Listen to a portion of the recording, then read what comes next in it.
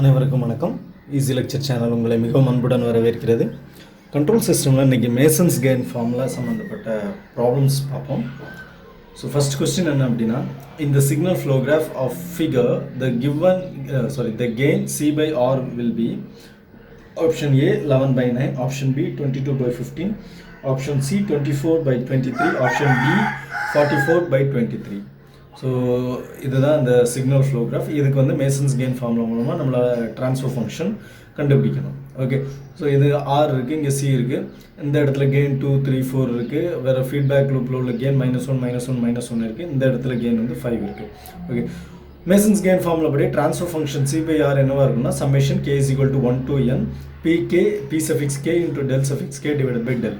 Okay, இதில் nங்கிறது number of forward paths. இதில் பொறுத்த வரைக்கும் எத்தனை ஃபார்வர்ட் பாத் இருக்குன்னா, ஒரு பாத் இது, இன்னொரு பாத் இது. ஸோ 2 ஃபார்வர்ட் பாத் இருக்குது. Okay, number of forward paths = 2. அப்போ மேசன்ஸ் கெயின் ஃபார்முலா எப்படி சேஞ்ச் ஆகும்னா, k = 1 to 2 நம்ம சப்ஸ்டிடியூட் பண்ணோம்னா C by R = P1 del 1 divided by del plus P2 del 2 divided by del அப்படி மாறும். ஓகே, ஸோ இந்த P1 பற்றி ஃபஸ்ட் அனலைஸ் பண்ணோம். P1ங்கிறது இந்த ஃபார்வர்ட் பாத்து. இதில் ஃபார்வர்ட் பாத் கெயின் P1 என்ன அப்படின்னா 1 × 2 × 3 × 4 × 1. ஓகே, ஸோ 1 × 2 × 3 × 4 × 1 வந்து 24 ஆயிடுச்சு. அப்புறம் del 1 கண்டுபிடிப்போம். இங்கே இருக்கிற del 1 கண்டுபிடிப்போம். del 1 என்ன அப்படின்னா, இந்த ஃபார்வர்ட் பாத் இருக்கு இல்லையா, இந்த ஃபார்வர்ட் பாத்தை இல்லாமல் இருக்கிற போர்ஷன் ஆஃப் கிராஃப்க்கு நம்ம டெல் கண்டுபிடிக்கணும். ஓகே, ஸோ முதல்ல டெல்னா என்னென்னு பார்க்குறோம். டெல்னா என்னென்னா 1 - sum of all individual loops plus sum of all two non-touching loop gain product of அதாவது sum of products of 2 non-touching loops, அதுக்கப்புறமேட்டு minus sum of products of 3 non-touching loops plus sum of product of 4 non-touching loops அப்படின்னு இது extend ஆகி போயிட்டே இருக்கும். Okay, அதாவது individual loop, then odd number of non touching லூப்ஸ்க்கெல்லாம் minus வரணும், even number of non touching லூப்ஸ்க்கெல்லாம் அந்த ப்ராடக்ட் எல்லாம் பண்ணிவிட்டு அது ப்ளஸில் எழுதணும். ஓகே, இங்கே ப்ளஸில் எழுதியிருக்காங்களா, 2 நான் டச்சிங் லூப்ஸ்க்கு ப்ளஸில் எழுதியிருக்காங்க. Individual loop, then sum of 3 product of 3 non touching லூப்ஸ்க்கு மைனஸில் எழுதியிருக்கிறாங்க. ஓகே, இந்த மாதிரி ஆட் நம்பருக்கெல்லாம் மைனஸ் ஒன்றும், ஈவன் நம்பருக்கெல்லாம் ப்ளஸ் ஒன்றும். இதுதான் டெல். ஓகே, டெல் ஒன்றுனா அந்த பாத் 1ல் தூக்கிட்டோம், இந்த சிக்னல் ஃப்ளோ கிராஃபில் பாத் 1 தூக்கிட்டோம்னா அது தவிர மிச்ச போர்ஷன் என்ன இருக்கோ அதுக்கு டெல் கண்டுபிடிக்கிறது தான் del 1. del 2னா P2 பாத் ஃபார்வர்ட் பாத் P2வை தூக்கிட்டோம்னா அது சம்மந்தப்பட்ட நோடெல்லாம் ரிமூவ் பண்ணிட்டோம்னா மிச்சம் இருக்கிற போர்ஷன் ஆஃப் கிராஃப்க்கு நம்ம டெல் கண்டுபிடிக்கிறது del 2. ஸோ இதுதான் விஷயம். இப்போ del 1 நம்ம கண்டுபிடிப்போம். 1 - sum of all individual isolated loops. So இந்த ஐசோலேட்டட் லூப்னு சொல்கிறதுக்கு என்ன காரணம் அப்படின்னா, இந்த ஃபார்வர்ட் பாத்தில் அசோசியேட் ஆகி இருக்கிற நோட்ஸ் எல்லாம் தூக்கிட்டோம்னா மிச்சம் இருக்கிறது ஐசோலேட்டட் போர்ஷன் ஆஃப் இந்த signal flow graph. Isolated portion of signal flow கிராஃபில் ஏதாவது லூப் இருக்கான்னா எந்த ஒரு லூப்புமே இல்லை. அப்போது 1 - 0 வந்துடும். 1 - 0 = 1. P1 24, del 1 1 - 0 = 1. இதே மாதிரி P2 வந்து ஃபார்வர்ட் பாத் 2வோட கெயின் அது என்ன ஆகும், 1 × 5 × 1 that is equal to 5. del 2 கண்டுபிடிக்கணும். del 2க்கு இந்த ஃபார்வர்ட் பாத் 2வோட அசோசியேட் ஆகிட்டு நோட்ஸ் எல்லாம் தூக்கிட்டோம்னா மிச்சம் என்ன போர்ஷன் இருக்குன்னா இந்த போர்ஷன் இருக்கும். ஸோ இதில் வந்து ஒரு டெல் நம்ம கண்டுபிடிக்க முடியும். இதுக்கு டெல் என்னன்னா 1 - sum of all individual loops plus sum of product of loop gains, 2 non-touching loop gains அப்படி நமக்கு வரும். ஸோ அந்த வகையில் நமக்கு 2 non-touching loop gains கிடைக்காது, ஒரே ஒரு இண்டிவிஜுவல் லூப் மட்டும் கிடைக்கும். அதோட கெயின் என்ன அப்படின்னா -1 × 3 = -3. இதுக்கு del 2 கண்டுபிடிக்கணும்னா 1 - of -3 that is equal to 1 + 3 that is equal to 4. So இங்கே 4 கிடச்சிச்சு. இப்போ டெல் இதே மாதிரி டெல் கண்டுபிடிக்கணும் அப்படின்னா 1 - sum of all individual loops. So இந்த இண்டிவிஜுவல் லூப் என்னெல்லாம் இருக்குது, 2 × -1 இது ஒரு லூப் கெயின், 3 × -1 ஒரு லூப் கெயின், 4 × -1 ஒரு லூப் கெயின், தென் இந்த நோட்ல இருந்து 5 × -1 × -1 × -1. ஸோ இதுவும் ஒரு லூப் கெயின். ஸோ 5 × -1 × -1 இதெல்லாமே இண்டிவிஜுவல் லூப் கெயின்ஸ் ப்ளஸ் 2 நான் டச்சிங் லூப் கெயின் ப்ராடக்ட்ஸ் அப்படின்னு பார்த்தோன்னா இந்த ஒரு லூப் இந்த லூப்பும் நான் டச்சிங் லூப்பில் இருக்குது. இதோட லூப் கெயின் ப்ராடக்ட் என்ன அப்படின்னு பார்த்தோன்னா இது 2 × -1 -2 × 4 × -1 -4. ஸோ -2 × -4 + 8 அப்படி வரும். ஓகே, ஸோ அதெல்லாம் நம்ம இங்கே சப்ஸ்டிடியூட் பண்ணுறோம். ஸோ 1 - இண்டிவிஜுவல் லூப் கெயின் -2 -3 -4 -2 -3 -4 அப்புறம் இதெல்லாம் சேர்த்து -5. ஓகே, ப்ளஸ் நான் டச்சிங் லூப்ஸ், 2 நான் டச்சிங் லூப்போட கெயினோட ப்ராடக்ட்ஸ்.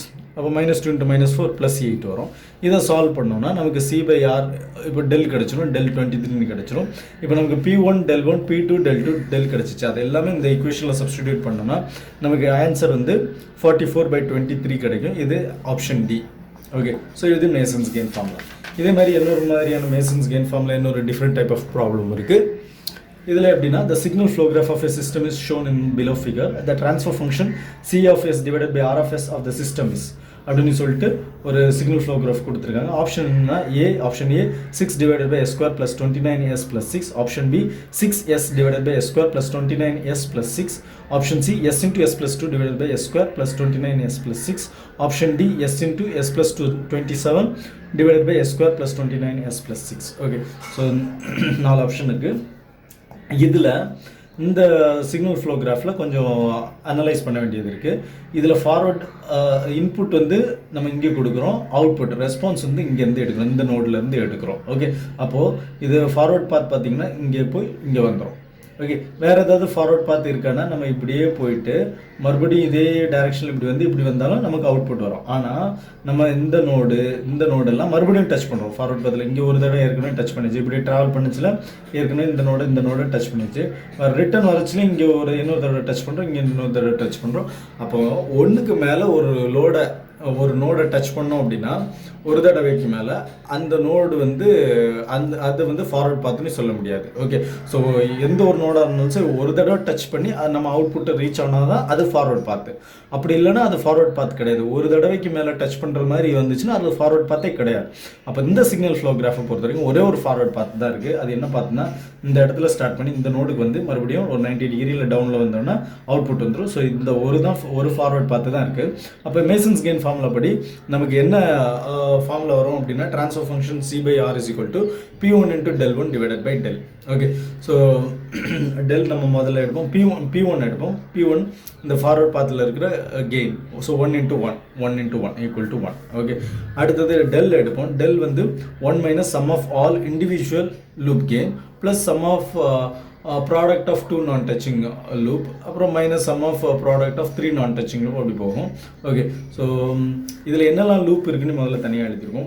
லூப் L1 இது ஒரு L1, லூப் L2 இது L2, லூப் L3 இது L3. ஓகே, ஸோ அதோட கெயின் பார்த்தோம்னா -2/s, லூப் L2 ஓடுது -24/s, அதாவது 6 into 1/s into -4, அது -24/s ஆகிடுச்சு. அதேமாரி லூப் L3 இங்கே -3 வரும். ஸோ -3/s அதோட கெயின். ஓகே, ஸோ இதிலேருந்து நம்ம டெல் கண்டுபிடிக்கலாம். இதில் எதெல்லாம் இண்டிவிஜுவல் லூப் பார்த்தோன்னா இது எல்லாமே இண்டிவிஜுவல் லூப். வேறு எதுவும் நான் டச்சிங் லூப் இருக்கான்னா L1 L3 இந்த ரெண்டும் நான் டச்சிங் லூப். ஓகே, ஸோ இதோட ப்ராடக்ட் எடுத்தோன்னா -2/s into -3/s. So 3 2 6 6/s square வரும். ஓகே, ஸோ இதெல்லாமே நம்ம சப்ஸ்டிடியூட் பண்ணச்சுல நமக்கு டெல் என்ன கிடச்சிது அப்படின்னா S square plus 29S plus 6 divided by S square கிடச்சிச்சு. Okay, so 1 minus L1 plus L2 plus L3 plus அந்த 2 நான் டச்சிங் லூப்போட ப்ராடக்ட் எடுத்து அதை நம்ம ப்ளஸ் பண்ணலையே L1 into L3. ஸோ இதெல்லாம் நம்ம solve பண்ணிச்சுல S square plus 29S plus 6 divided by S square கிடச்சிது.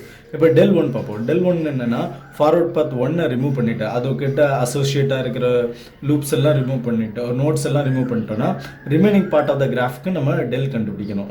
ஸோ டெல் அதுதான் del 1. அப்போ நமக்கு del 1 என்ன 1 minus L2 plus L3. Okay, நான் டச்சிங் 2 நான் டச்சிங், ஸோ இண்டிவிஜுவல் லூப் கிடச்சிச்சு. 2 நான் டச்சிங் லூப் இருக்கானா இல்லை, 2 நான் டச்சிங் லூப் இருக்கு இல்லை டச்சிங் லூப் தான் இருக்குது. அப்போது நம்ம 1 minus L2 plus L3 மட்டும்தான் பண்ணணும். ஸோ அதுபடி del 1 என்ன வந்துச்சுன்னா S plus 27/s. ஸோ இதுக்கு C/R நமக்கு சப்ஸ்டிடியூட் பண்ணோம். இந்த ஈக்குவேஷனில் P1 del 1 divided by del substitute பண்ணோம்னா P1 நமக்கு 1 கிடச்சிருக்கு. del 1 வந்து S plus 27 divided by S கிடச்சிருக்கு. Then divided by the whole divided by del வந்து S square plus 29S plus 6 divided by S square கிடச்சிருக்கு. இதை சால்வ் பண்ணணும். நமக்கு கிடைச்ச final answer S into S plus 27 divided by root of S square divided by S square plus 29S plus 6. இது option D. Okay, so நமக்கு option D வந்து கரெக்டான ஆன்சராக வந்திருக்கு. இது ஒரு கொஸ்டின். ஓகே, தென் அடுத்த கொஸ்டின் பார்ப்போம். The transfer function Y of S divided by R of S of the system shown is. ஒரு சிஸ்டம் கொடுத்துருக்காங்க, அதில் ட்ரான்ஸ்ஃபர் ஃபங்க்ஷன் கேட்டிருக்காங்க. ஆர் ஆஃப் எஸ் இங்கே இருக்குது, ஒய் ஆஃப் எஸ் இங்கே இருக்குது. Option A 0, option B 1 by S plus 1, option C 2 divided by S plus 1, option D 2 divided by S plus 3. Okay, so இதில் இருந்து நம்ம கரெக்ட் ஆன்சர் கண்டுபிடிக்கணும். இது மறுபடியும் இந்த பிளாக் டயக்ராமில் கொடுத்துருக்கு. இந்த பிளாக் டயக்ராமை நம்ம சிக்னல் ஃப்ளோ கிராஃப்க்கு கன்வெர்ட் பண்ணுறோம். சிக்னல் ஃப்ளோ கிராஃப்க்கு கன்வெர்ட் பண்ண வேண்டியது கன்வெர்ட் பண்ணுறதுக்கு என்ன பண்ணணும் அப்படின்னா, பிரான்ச்சிங் பாயிண்ட்டையும் சம்மிங் பாயிண்ட்டையும் நம்ம நோடாக கன்வெர்ட் பண்ணணும். ஓகே, ஸோ இங்கே பிரான்ச்சிங் பாயிண்ட் எங்கெல்லாம் இருக்குது, இது ஒரு பிரான்ச்சிங் பாயிண்ட், இது ஒரு பிரான்ச்சிங் பாயிண்ட். சம்மிங் பாயிண்ட் என்னென்னா, இங்கே இது ஒரு சம்மிங் பாயிண்ட், இது ஒரு சம்மிங் பாயிண்ட். இந்த சம்மிங் பாயிண்ட் பிரான்ச்சிங் பாயிண்ட் மட்டும் நோடாக கன்வெர்ட் பண்ணிடணும். இங்கே பாருங்கள், இந்த சம்மிங் பாயிண்ட் இங்கே ஒரு நோட் ஆகிடுச்சு, இந்த பிரான்ச்சிங் பாயிண்ட் இந்த நோட் ஆகிடுச்சு, இந்த பிரான்ச்சிங் பாயிண்ட் இந்த நோட் ஆகிடுச்சு, இந்த பிரான்ச்சிங் பாயிண்ட் இந்த சம்மிங் பாயிண்ட் இந்த நோட் ஆகிடுச்சு. அதை வச்சு இந்த சர்க்யூட்டை ரீட்ரா பண்ணிவிட்டு மறுபடியும் இதுக்கு மேசன்ஸ் கெயின் ஃபார்முலா அப்ளை பண்ணி நம்ம ஆன்சர் எழுதிடுவோம். 1 divided by S plus 1 answer கிடச்சிருக்கு. ஓகே, ஆனால் இது மறுபடியும் இப்படி தான் சால்வ் பண்ணணும், மேசன்ஸ் கெயின் ஃபார்முலா அப்ளை பண்ணி தான் சால்வ் பண்ணணுமா அப்படின்னா அவசியம் கிடையாது. இது வேற ஒரு மெத்தட் மூலமாக சால்வ் பண்ணலாம். ஓகே, ஸோ நமக்கு இங்கே ஆர் ஆஃப் எஸ் இருக்குது. இந்த பாயிண்டில் நமக்கு ஒரு வேரியபிள் டிஃபைன் பண்ணும். இந்த பாயிண்டில் இருக்கக்கூடிய சிக்னல் எக்ஸ் அப்படிங்கிற ஒரு வேரியபிளால் டிஃபைன் பண்ணும். அப்போது இந்த எக்ஸுங்கிற சிக்னலை 1 பை எஸ் ப்ளஸ் 1 அப்படிங்கிற பிளாக்குக்கு கிராஸ் பண்ணி அனுப்பணும்னா X divided by S plus 1 கிடைக்கும். இதுதான் output, Y equal to X divided by S plus 1. Okay, இந்த எக்ஸ் பை எஸ் ப்ளஸ் 1 இந்த எக்ஸும் இந்த டைரக்ஷன் பார்த்துக்கோங்க. டைரக்ஷன் வந்து இங்கேருந்து இது இப்படி வருது, இது இந்த டைரக்ஷனில் வந்து ரெண்டும் இந்த சம்மிங் பாயிண்டில் வந்து கனெக்ட் ஆகுது. ஸோ சம்மிங் பாயிண்டில் இங்கேருந்து வர சிக்னலை இங்கேருந்து வர சிக்னல்லையே செப்பரேட் பண்ணணும். ஓகே, ஸோ இங்கே எக்ஸுங்கிற சிக்னல் 1 பை எஸ் ப்ளஸ் 1 வழியாக பாஸ் ஆகி அதை செப்பரேட்டாக இருக்க போகுது. இங்கே உள்ள சிக்னல் 1 பை எஸ் ப்ளஸ் 1க்கு பாஸ் ஆகி அது ஆடருக்கு போகுது. So X divided by S plus 1 minus X divided by S plus 1 நமக்கு அவுட்புட் வந்து 0 கிடைக்குது.